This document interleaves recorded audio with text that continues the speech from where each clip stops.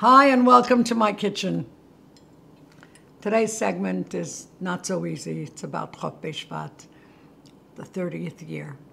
Who would have thunk that 30 years later we would still be in Gullus? Not in a million years. For those of you who don't know, well, actually nobody knows who the Rebbetzin was. Who is Rebbetzin Chaya Mushkah of Lubavitch? Who is she? So I'm going to tell you a few things. First of all, you know the Gemara about Rachel, Akiva's wife. When Akiva went away for 24 years to become Rabbi Akiva, she went out to see who this Rebbe was that was coming. And she realized it's her Akiva. And she ran towards him and she fell to the floor, and his people, his Talmidim, shooed her away. Go away, who are you, lady? Rabbi Akiva looked down. He saw it was her. And he said three of the most beautiful words in the world. Shali v'shelochem shelo. The Torah that's mine and the Torah that's yours is hers.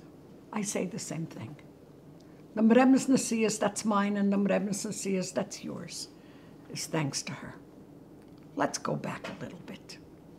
This is going to be a longer broadcast, I'm sorry. Let's go back to the beginning. Who is she? She was the third daughter of the Frierdiker Rebbe of Yosef Yitzchak. Her mother was from Nyezhin. She was the granddaughter, I think, or the granddaughter, of Rabbi Yisrael Neach of Nyezhin. Her dynasty is the Avrucher dynasty. So the Rebbetzin grew up in a house of Chabad and Avruch and dynasty and godless. She knew what it was to be in a Rebbe's house.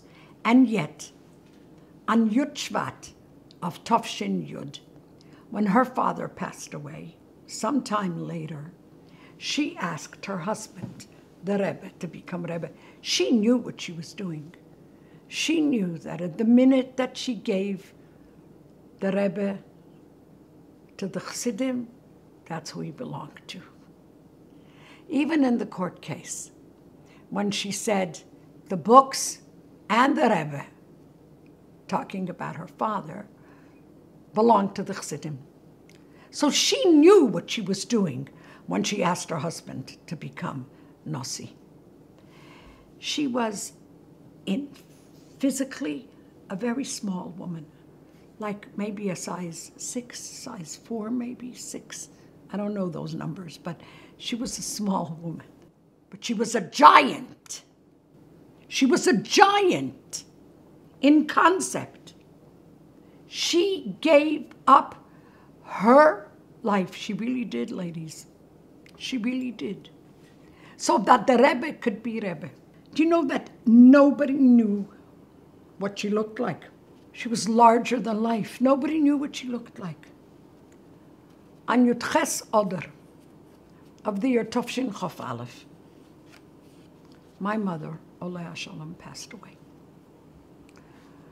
My mother was a Shneir son. The Rebbetzin came to be Menachem Ovel. So did the Rebbe, by the way. When the Rebbetzin walked into our house, I wasn't there. I was just asked to go upstairs. My brother lived upstairs to bring something. I remember walking down the steps from my brother's apartment, ours, and the door to our apartment, C21, opened, and women were running out. The women that I remember were there when I was there 10 minutes ago, 7 minutes ago, were running out like somebody was chasing them. And they were very, very, very animated. They were very, and I heard them saying, I'll say it in Yiddish and then I'll repeat. I heard them saying, veridos, veridos, veridos given, which means, who was it, who was it? They knew it was someone. Maybe because my sister Leah got up from the shiva chair. Maybe, I don't know, I wasn't there. And then one woman said something which I think encapsulates it. She said, ich weiß nicht, wer das sie gewinnt. Aber wenn sie ist rein Malchus. I don't know who it was. But when she came in, kingdom came in with her.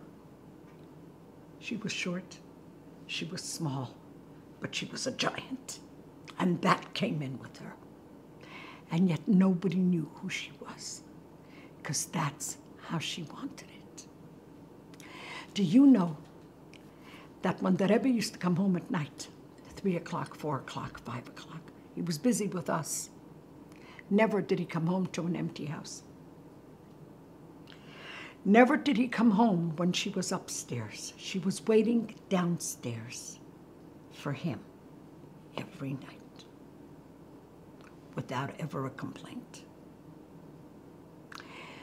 Chaf Shvat, 30 years ago, there was a woman in the house who helped to clean. I'm not sure what she did, not a Jewish woman. And she cried desperately. One of the Rebbe's people asked her, "Why are you crying? Did you love the Rebbetzin so much?" And she said, "I loved her, but that's not why I'm crying." "Do you know why I'm crying?" she said. "I'm crying because when the rabbi comes home, no matter what time it is, he's carrying the weight of the world on his shoulders." I could see, she says, I could see. He walked in, he's trying to straighten out, but he's carrying the weight of the world on his shoulders. And Mrs. Schneerson, as she walked to greet him, with her smile and her stature, the weight of the world sort of fell off his shoulders and he straightened out. Because when he sat with her, it was a whole different world. Rebbe once said to his doctor, Dr. Weiss, that the 15 minutes that he spends with the Rebbetzin are as important to him as the time that he puts on film. Is that incredible? What do we have to learn from all that? I have to learn a lot. Maybe in a few weeks I'll say something again or I'll talk about it. B'virchas Mashiach now. Thank you for coming to my kitchen.